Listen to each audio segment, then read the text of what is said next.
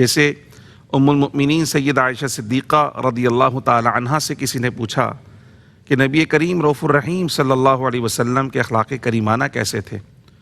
تو آپ کا جواب تھا کہ کانا خلقہ القرآن، یعنی تم نے قرآن نہیں پڑھا، قرآن جو کچھ ہے وہ پیارے آقا صلی اللہ علیہ وسلم کے اخلاق کریمانہ ہیں۔ اسی طرح حضور علیہ الصلوۃ والسلام کی صحبت کا فیض پانے والے صحابہ کرام بھی، کہ قرآن مجید فرقان حمید جب رسول اللہ پہ نازل ہوا اور رسول اللہ صلی اللہ علیہ وسلم سے جب یہ قرآن سنا تو ان کے اندر ایک جذبہ تھا کہ صرف سنا نہیں، صرف پڑھا نہیں، بلکہ اس پر عمل کرنے کی کوشش، اور ایسا عمل کیا کہ ان کی سیرت و کردار کے اندر قرآن کی روشنی نظر آنے لگی، یعنی وہ خود بھی روشن ہوئے، ان کے دل بھی ایمان کی روشنی سے منور ہوئے، ان کی عقل بھی روشن ہوئی، اور پھر سیرت و کردار بھی ایسا روشن اور اجلا ہو گیا کہ صرف اپنے زمانے والوں کے لیے نہیں بلکہ قیامت تک آنے والوں کے لیے وہ مشعل راہ بن گئے، ان کا کردار روشنی کا استعارہ بن گیا۔ اور پھر ہم دیکھتے ہیں کہ ان کی سیرت، ان کے واقعات اور ان کے حالات جب کبھی موقع آتا ہے وہ پیش کیے جاتے ہیں، لوگوں کو ایز اے رول ماڈل بتائے جاتے ہیں کہ دیکھو ان کی سیرت کیسی تھی، ان کا کردار کیسا تھا۔ تو یہ جو کیفیت ہے یہ ہمارے لیے خاص طور پر اس طرح ضروری نظر آتی ہے کہ ہمیں بھی قرآن صرف پڑھنا نہیں ہے، قرآن کا صرف ترجمہ نہیں پڑھنا، صرف تفسیر کا مطالعہ ضروری نہیں، بلکہ قرآن تو عمل کرنے کے لیے آیا۔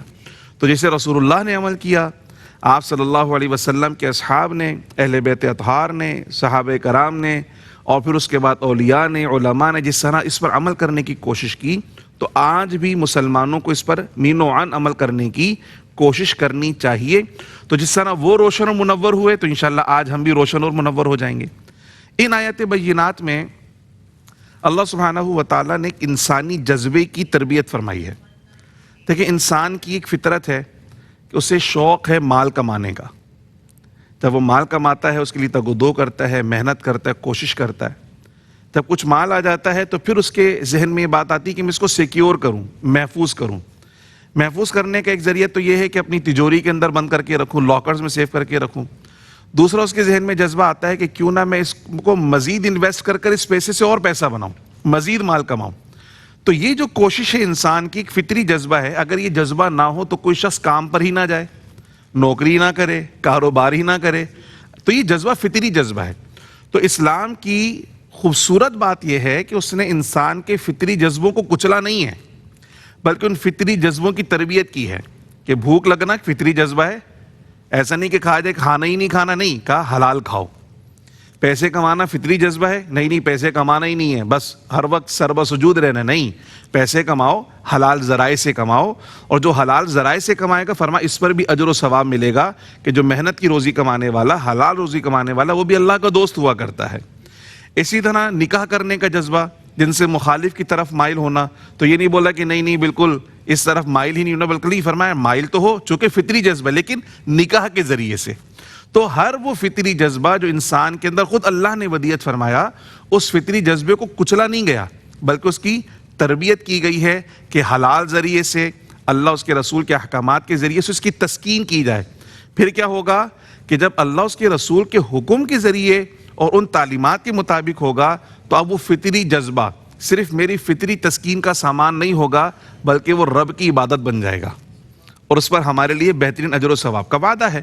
تو یہ بھی ایک فطری جذبہ ہے کہ مال کمانا اور پھر اس مال کو مزید بڑھانے کے لیے انویسٹمنٹ کرنا، تاکہ اس میں مزید بڑھتری آتی رہے، مزید بڑھوتری ہوتی رہے۔ لیکن جب ہم اس دنیا کے اندر یہ انویسٹمنٹ کرتے ہیں، مال کو بڑھانے کی کوشش کرتے ہیں، تو ہمیں بہت ساری چیزوں کا سامنا کرنا پڑتا ہے۔ کبھی ایسا ہوتا ہے کہ اسکیمز ہو جاتے ہیں کہ لوگ پیسے لے کے بھاگ جاتے ہیں، پیسہ ڈوب جاتا ہے۔ کبھی ایسی جگہ انویسٹمنٹ کر دیتے ہیں کہ اپنا کیپٹل ڈوب جاتا ہے، اصل کیپٹل بھی واپس نہیں آ پاتا، حالانکہ انویسٹمنٹ کی ہوتی منافع کے لیے، منافع تو بہت دور کی بات ہے، جو اصل کیپٹل ہے وہ بھی محفوظ نہیں رہ پاتا۔ تو اس طرح کے بہت سارے خسارے۔ پھر ہم جتنی بھی انویسٹمنٹ کر لیں، یہ دنیا فانی ہے اور ہم نے بھی اس دنیا سے ایک دن چلے جانا ہے، تو وہ جو کچھ ہم نے اس دنیا میں کمایا وہ ہم سب یہیں چھوڑ کر چلے جائیں گے۔ ہمارے ساتھ حشر میں کیا جائے گا؟ تو جب یہ سوچ آتی ہے، جب یہ خیال آتا ہے کہ میں اپنی پوری جوانی اور اتنی پوری عمر اور سارے جذبے، ساری توانائیاں میں نے خرچ کر کر اتنی ساری یہ میں نے دولت یا یہ مادی خوشیاں میں نے حاصل کی ہیں، یہ سب یہیں کی دھری رہ جائیں گی اور میرے ساتھ کچھ بھی نہیں جائے گا، تو ایک مایوسی کی کیفیت پیدا ہو جاتی ہے۔ اب دیکھیں، اسلام نے اس جذبے کی تربیت کس طریقے سے فرمائی ہے؟ نہ تو مال کمانے سے منع کیا، نہ انویسٹمنٹ کرنے سے منع کیا، اور پھر اس انویسٹمنٹ کو اپنے ساتھ آخرت میں اگر لے جانا چاہتے ہو، اس کا اخروی نفع حاصل کرنا چاہتے ہو، آخرت میں اس کا فائدہ حاصل کرنا چاہتے ہو، تو اس کے متعلق بھی تربیت عطا فرما دی. اور کتنے خوبصورت پیرائے میں عطا فرمائی. فرمایا مثل الذین ينفقون اموالهم فی سبیل اللہ، کہا کہ اگر تم انویسٹمنٹ کرنا چاہتے ہو تو سب سے بہترین انویسٹمنٹ، سیکیورڈ انویسٹمنٹ، محفوظ انویسٹمنٹ اور بہترین منافع والی انویسٹمنٹ اگر کوئی ہے تو کیا؟ اللہ کی راہ میں خرچ کرنا. اچھا، جہاں جہاں انفاق فی سبیل اللہ کی بات آئی، اس کو اگر ہم اس کا مطالعہ کریں، اس ٹرم کا خاص طور پہ انفاق کا، یعنی اللہ کی راہ میں خرچ کرنا، تو مختلف ٹرمز، مختلف اصطلاحات اس کے لیے آئیں. جیسے کہیں فرمایا اطعام الطعام، کھانا کھلاؤ لوگوں کو. کہیں آت المال علی حبہ ذوی القربى، کہ اللہ کی محبت میں اپنے رشتہ داروں کو مال دو. حالانکہ رشتہ داروں سے تو مجھے بھی محبت ہے، کہا اپنی محبت میں نہیں، اللہ کی محبت میں دینا ہے. یہ مال بھی اللہ کی محبت میں دینا ہے. تو یہ آت المال کی ہے. پھر آت الزکوٰۃ کی اصطلاح آتی کہ زکوٰۃ دو. تو یہ جو آتی ہے نا اصطلاحات، تو عموماً ان اصطلاحات کا معنی یہ ہوتا ہے کہ افراد پر، اپنے قریبی رشتہ داروں پہ خرچ کرنا. لیکن جب انفاق کی اصطلاح آتی ہے تو انفاق کی اصطلاح بہت بڑے پیراڈائم میں ہوتی ہے. یعنی وہ افراد پر بھی ہو سکتی ہے، وہ سروسز کے اندر بھی ہو سکتی ہے، مختلف شعبہ جات کے اندر ہو سکتی ہے. تو ہر وہ چیز جو اللہ سبحانہ و تعالیٰ کی رضا کے لیے ہو یا اللہ کے دین کے فائدے اور سربلندی کے لیے ہو، سب کے سب انفاق فی سبیل اللہ میں شامل ہو جاتا ہے. دوسری بات یہ کہ جب اللہ پاک نے خرچ کرنے کا حکم دیا تو کہیں بھی یہ نہیں فرمایا کہ اپنی ذاتی کمائی جو تم نے بڑی محنت سے کمائی ہے وہ ساری کی ساری ہمیں دے دو، بلکہ فرمایا اس میں سے خرچ کرو جو ہم نے تمہیں دیا. انفقوا مما رزقناکم، اس مال میں سے خرچ کرو جو ہم نے تمہیں دیا ہے. اب بندہ ذرا سوچے کہ میرے پاس جو کچھ ہے وہ رب کا ہی دیا ہوا تو ہے.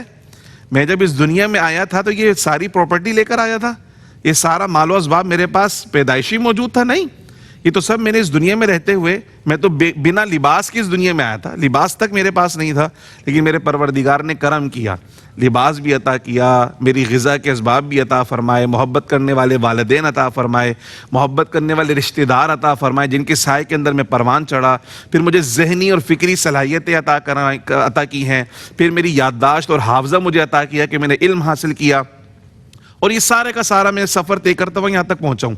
تو میرے پاس جو کچھ ہے میرے رب کا دیا ہوا ہے، میرا ذاتی کچھ بھی نہیں ہے. تو اب جب رب یہ عطا فرما رہا ہے کہ خرچ کرو جو ہم نے تمہیں دیا، تو پھر مجھے اس کی راہ میں خرچ کرتے ہوئے کسی قسم کی پریشانی نہیں ہونا چاہیے، کوئی لے تو لال نہیں ہونا چاہیے کہ کیوں، کیسے، کتنا. اچھا، پھر تیسری کرم نوازی ہے کہ اللہ پاک نے کہیں بھی نہیں فرمایا کہ سب کچھ دے دو، بھئی جو کچھ تمہارا وہ سارا کا سارا دے دو، کہیں یہ نہیں فرمایا. بلکہ زکوٰۃ کی بات آئی تو کہا کہ پورے سال میں جو تم نے کمایا اس کے اندر بھی جو سیونگز ہیں تمہاری، صرف سیونگز، کمانے پر بھی نہیں ہے کہ پورے سال جو تم نے کمایا اس کا 2.5% نہیں، فرما وہ سارے اخراجات مائنس کرو، ضروریات کو مائنس کرو، پھر جو سیونگز بچی ہیں ان سیونگز پر بھی پورا ایک سال گزر جائے، پھر اس کا صرف 2.5%. تو اس کو اگر دیکھا جاتی تو کوئی ریشو ہی نہیں بنتا. اچھا، پھر چوتھی بات اس میں یہ ہے کہ جب انفاق فی سبیل اللہ کی بات آئی تو اللہ سبحانہ و تعالیٰ کے لیے کہیں بھی ایسا نہیں کہ اللہ سبحانہ و تعالیٰ کو ہمارے پیسے کی ضرورت ہے یا ہماری حاجت ہے. اللہ تو قادر مطلق ہے، احکم الحاکمین ہے، وہ تو غنی ہے، اللہ الصمد، اللہ بے نیاز ہے. تو وہ جو ہم پیسہ نکالتے ہیں وہ زکوٰۃ کی صورت میں ہو، صدقہ فطر کی صورت میں ہو یا صدقات نافلہ کی صورت میں ہو، وہ ہم اللہ کی مخلوق کو دے رہے ہوتے ہیں. لیکن اللہ پاک یہ فرماتا ہے کہ تم دیتی تو مخلوق کو ہو مگر شمار خالق کی بارگاہ میں دینا ہوتا ہے. کیونکہ جب آپ کسی سامنے والے کو دیکھتے تو آپ سوچتے ہیں یہ مجھے دے کیا سکتا ہے، یہ تو خود ضرورت مند ہے، میں اگر اس کو کچھ دوں گا تو بدلے میں مجھے کیا ملے گا. لیکن جب آپ یہ سوچتے ہیں کہ بھائی میں اس کو نہیں دے رہا، میں تو اللہ کو دے رہا ہوں، اور جس کو دے رہا ہوں وہ احکم الحاکمین اور علی کل شیء قدیر ہے، میں جو چاہوں بنا مانگے مجھے عطا فرما دے گا، اس کے خزانوں میں کوئی کمی نہیں. تو انفاق کا جذبہ، اللہ کی راہ میں خرچ کرنے کا جذبہ خود بخود پروان چڑھتا ہے.